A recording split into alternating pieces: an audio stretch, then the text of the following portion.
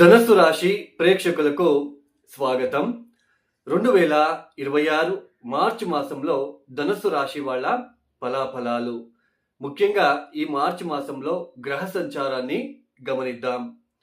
శని మీనరాశిలో సంచారం, గురువు గారు వక్రించి మిథునంలో సంచారం చేస్తున్నారు. అయితే ఈ మార్చి 11వ తేదీ ఆయన వక్రత్యాగం చేస్తున్నారు. ఇక రాహు కుంభంలో సంచారం, కేతు సింహరాశిలో సంచారం. ఇక శుక్రుడు మార్చి మాసంలో 1వ తేదీ నుంచి 25వ తేదీ వరకు మీనంలో సంచారం, తదుపరి ఆయన మేషంలోకి ప్రవేశిస్తున్నారు. ఇక సూర్యుడు మార్చి 15వ తేదీ వరకు కుంభంలో సంచారం, తదుపరి మీనంలోకి ప్రవేశిస్తున్నారు.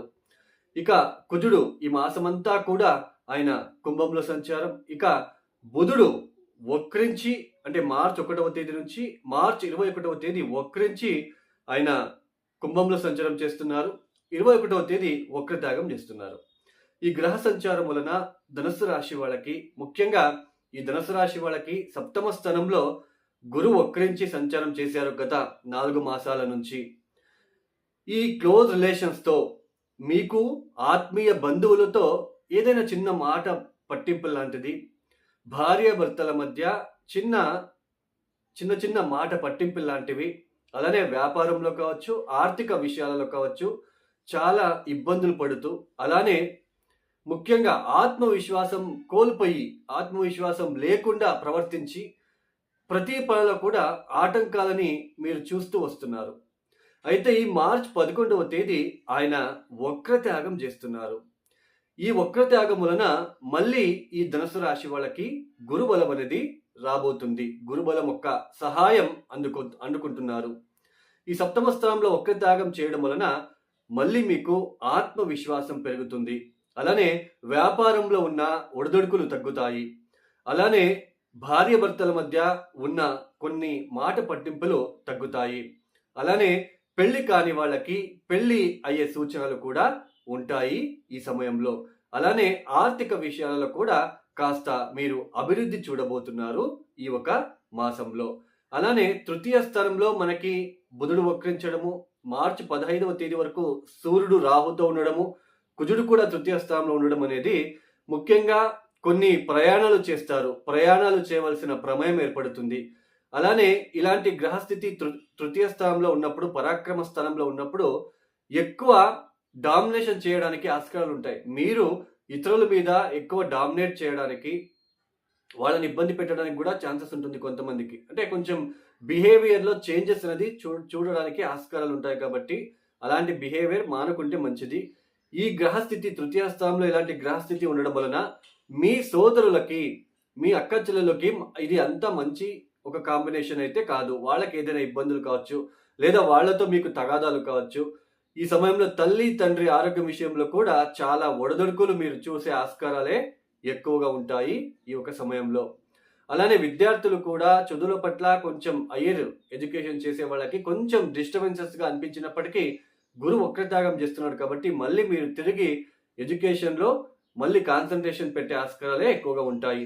అలానే చతుర్థ స్థానంలో మనకి శుక్రుడి యొక్క సంచారం జరుగుతున్నప్పటికీ కూడా శని కూడా చతుర్థ స్థానంలో ఉండడము, మీ శుక్రుడు 6వ స్థానానికి అధిపతి అవుతున్నాడు కాబట్టి వాహనం కొనుగోలు చేయాలి, ప్రాపర్టీస్ కొనుగోలు చేయాలి, భూమి కొనుగోలు చేయాలి, లేదా అమ్మాలి అనే వాళ్ళకి కొంచెం బాగా ఆలోచించి నిర్ణయాలు తీసుకోవాలి. శుక్రుడు గోచారంలో చతుర్థ స్థానంలో మంచి ఫలితాలు ఇస్తాడు. బట్ మీ రాశి నుంచి 6వ స్థానానికి అధిపతి అయిన శుక్రుడు చతుర్థ స్థానంలో ఉండడం అనేది తల్లి ఆరోగ్యం విషయంలో కూడా అంత పెద్ద మంచిది కాదు. అలానే ఈ వాహనం కొనుగోలు చేయాలి, ప్రాపర్టీ కొనుగోలు చేయాలి, ఇట్లాంటి విషయాల్లో ఎక్కువ అమౌంట్ పెట్టేస్తారు. ఈ సమయంలో ఆలోచించకుండా ఎక్కువ అమౌంట్ పెట్టడానికి ఛాన్సెస్ ఉంటుంది.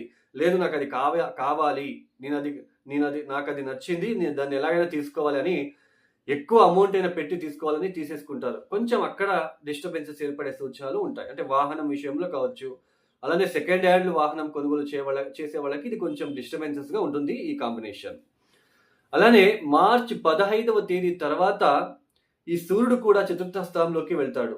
చతుర్థ స్థానంలో శని అస్తంగతం కూడా అవుతున్నాడు కాబట్టి మాతృ సౌఖ్యానికి, గృహ సౌఖ్యానికి ఇది అంత మంచి టైం అయితే కాదు. అలానే మీ మానసిక పరిస్థితి, మానసికంగా ఒత్తిడికి గురి అవడము, ఇలాంటివి కూడా చోటు చేసుకోవడానికి ఆస్కారాలు ఎక్కువగా ఉంటాయి. కాబట్టి జాగ్రత్తలు తీసుకోండి.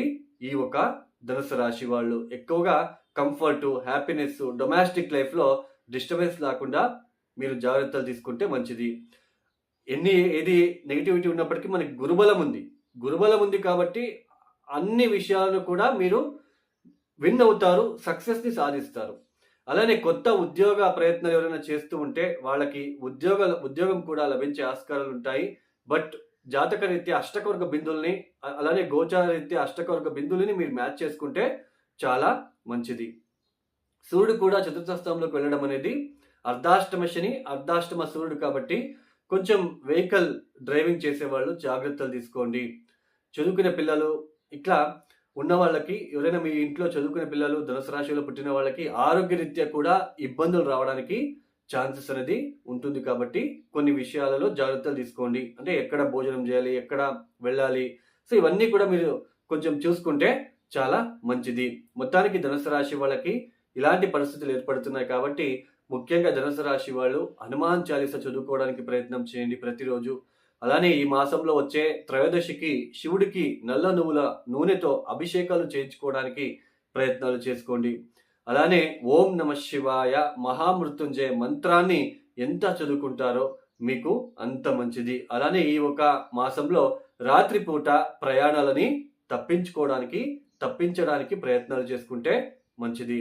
ఇక ఎవరైతే ఈ వీడియోని చూస్తున్నారో లైక్ చేయండి, షేర్ చేయండి, సబ్స్క్రైబ్ చేసుకోండి. అలానే మీ అభిప్రాయాలను నాకు కామెంట్ రూపంలో తెలియచేయండి. ఇక సర్వేజనో సుఖినో భవంతు. ధన్యవాదములు. జై శ్రీరామ్.